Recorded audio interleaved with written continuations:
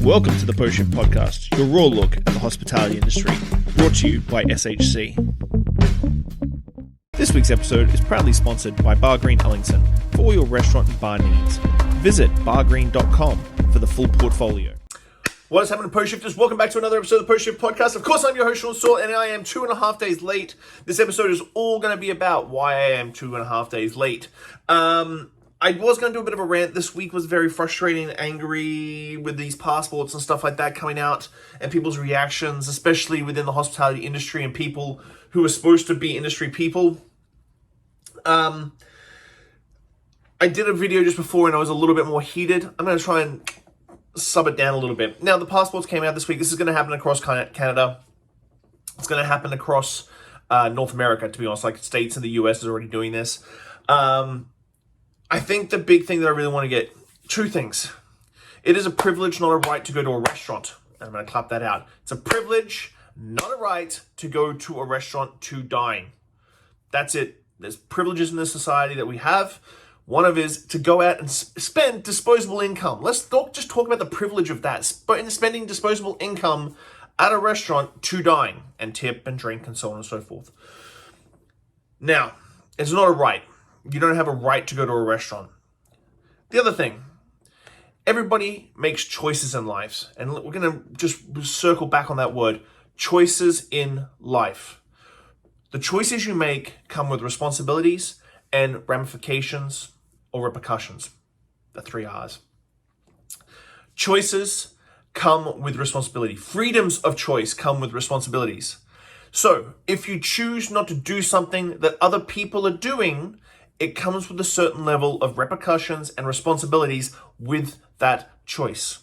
This week, if you choose not to get vaccinated, I don't care. You choose not to get vaccinated, I really don't care. But your responsibility is not to go to a restaurant. The ramifications of you not getting vaccinated is not to go to a restaurant. The fact that there are people out there abusing staff in this industry makes my blood boil, because I'm going to work a very late Friday, Saturday night with my team, and I have a zero fuck policy in my venues that if you are rude at the door, whether it's before the pandemic, after the pandemic, whenever, if you are rude at the door, you do not get served. I don't care about the vaccine mandate. I don't care about the masks. If you're a dick, you don't get shit. I'm going to put that on a t-shirt. So there's my little 2 cents, my little rant. That was going to be an episode unto itself, which I'm glad I did change it up. But why am I 2.5 days late this week? I did 4 tasting events in 3 days. So a back-to-back event on Monday for the general public and industry, and then a couple of industry tastings this week with some people that are in town. So I want to talk to you about leveraging events to build your cocktail culture. This is going to be a lot of small city cocktail things, but I did talk to Sotha Teague on his podcast just recently, and the big thing that we had there was doing general public events. So a lot of us, restaurant operators, bar operators, we do all these industry events. We do these tastings, wine tastings, spirit tastings, cocktail competitions, all these things. But very rarely do we ever apply that same mentality to our consumers, to our guests, to the people who are loyal guests and followers. And it's been something I've been doing in Clive's, in Victoria for many, many, many years. I have always done an industry event during the day, flipped the room, done general public event at night. And I've always told the brand ambassador or the person speaking to do the exact same seminar that you did for industry for the general public, because the general public is thirsty for that. Now, what does this do? Like, it's a lot of fucking work. It's a ton of work. So, but what does it do?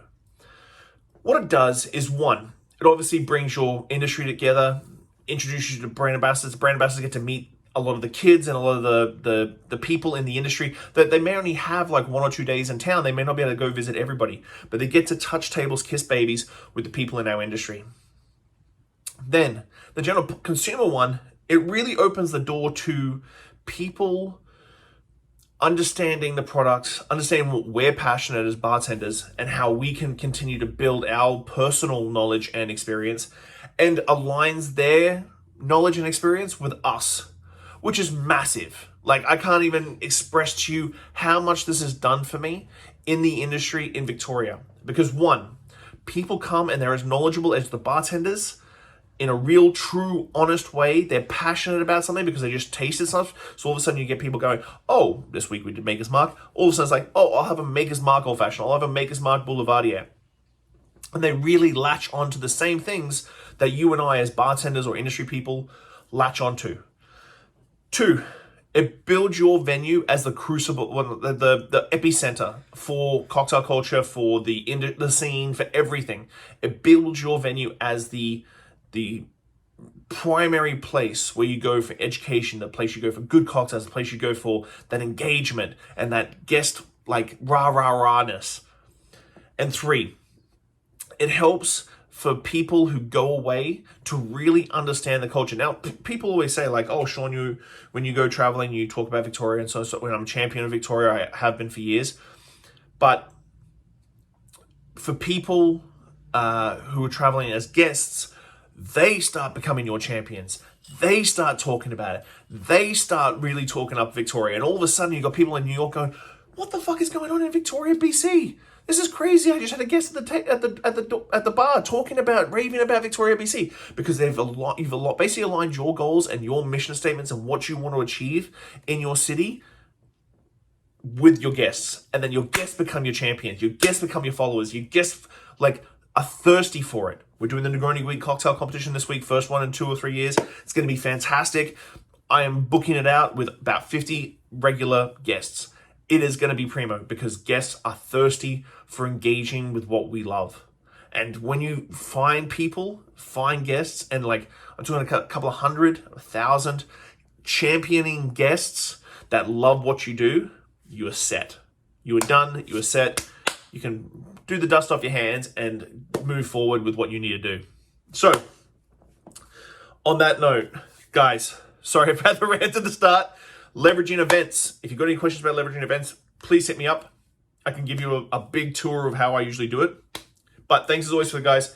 Have a good week. I'll see you real soon. Bye. Thanks for listening, Pose Shifters. I hope you enjoyed that episode. I really enjoy sitting down with friends and peers and just chatting about the industry and getting down to the nuts and bolts of what's really going on out there. Make sure you like, subscribe, comment, everything on all the platforms. Just hit it up and I'll do my best to answer any queries or questions you have. I'll see you next week, guys. Bye.